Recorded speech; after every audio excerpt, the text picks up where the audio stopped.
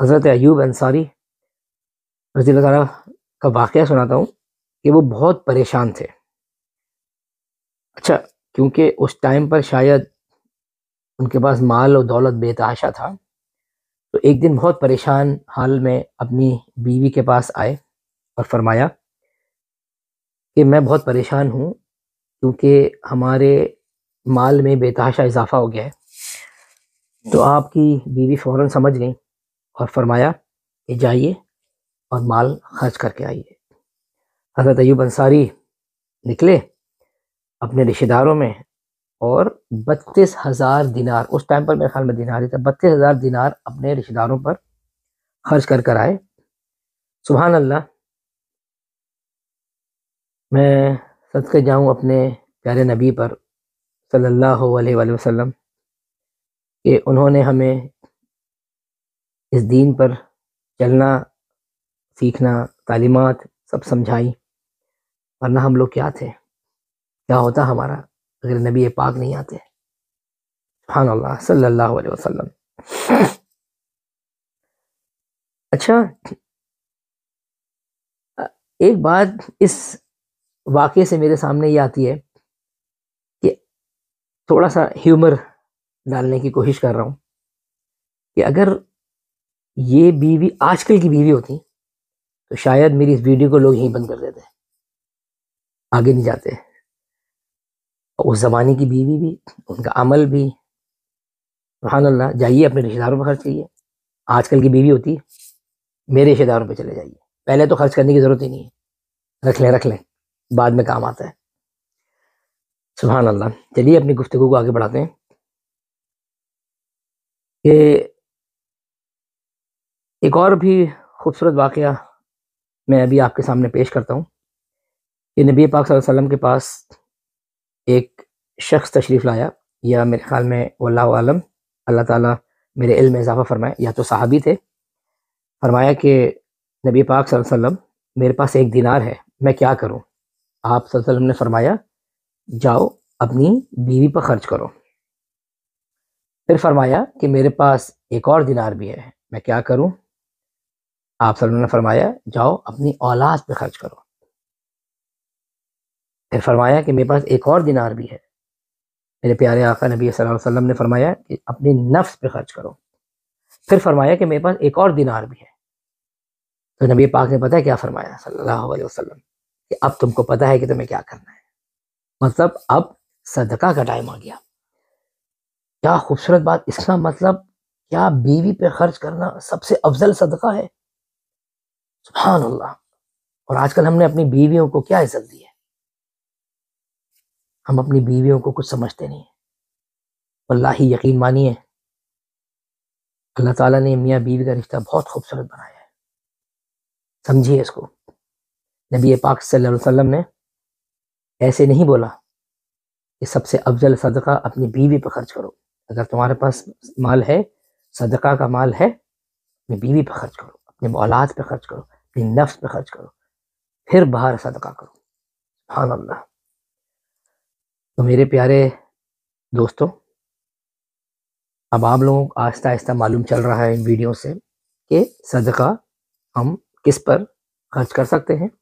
اس کے لیے ضروری نہیں ہے کہ ہم بکرا کٹوا کر محلے میں بٹوائیں، ہمیں اپنے گھر میں دیکھنا ہوگا. سب سے پہلے چیریٹی بگنز ایٹ ہوم، کہ کس کو کیا ضرورت ہے. نمبر 2 پر جو صدقہ آپ کر سکتے ہیں وہ ہے یتیم. یتیم کون ہے؟ یتیم کو آپ ڈیفائن کر سکتے ہیں وہ شخص جس کے سر پر باپ کا سایہ نہ ہو.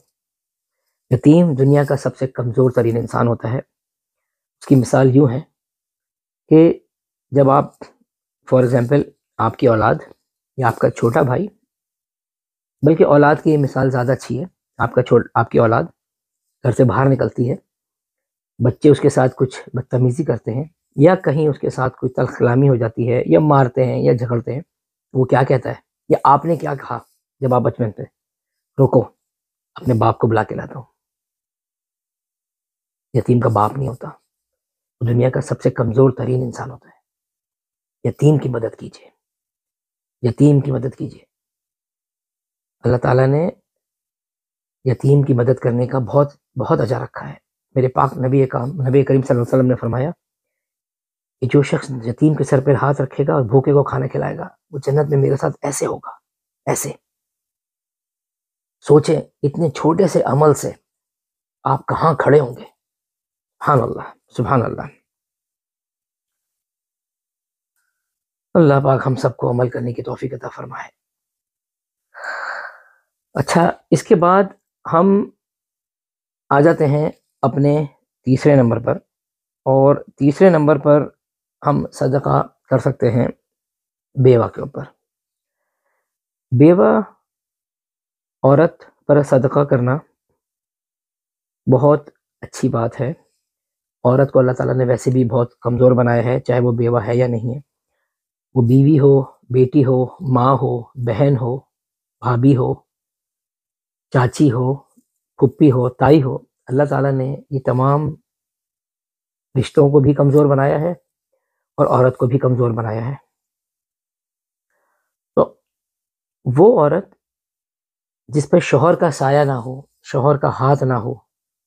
ہم دیکھتے ہیں کہ کسی عورت کے شوہر کا انتقال ہوا، وہ قسم پرسی میں رہ رہی تھی، اس نے ہمت کری، وہ باہر گئی، اپنے اولاد کے لیے رزق کمانا شروع کر دیا. ہم نے من گھڑت کہانیاں بنانا شروع کر دی. ہمیں من گھڑت کہانیاں بنانا بہت آسان لگتی ہیں، لیکن ہم نے آج تک کوئی سسٹم نہیں بنایا بیوہ عورت کے لیے.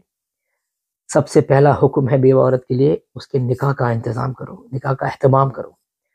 لیکن آج کل ہمارے ہاں معاشرے میں عورت کی دوسری شادی کرانا بہت مشکل ہے، جبکہ کنواری لڑکیوں کے رشتے بھی بہت مشکل سے مل رہے ہیں. اللہ تعالی ہم سب پر اپنا رحم فرمائے.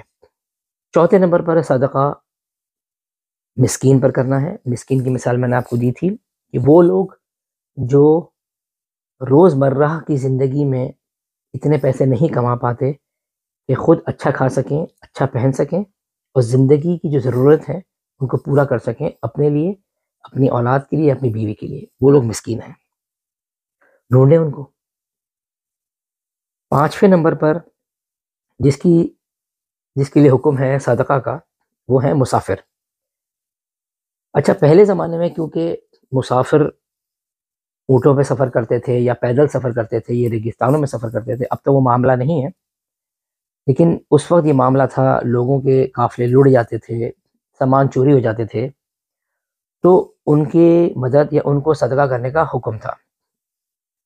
تو آئیے دیکھتے ہیں کہ نمبر 6 پر کس کو صدقہ کرنا چاہیے. نمبر 6 پر وہ لوگ جو سوالی ہوتے ہیں. سوالی کون لوگ ہوتے ہیں؟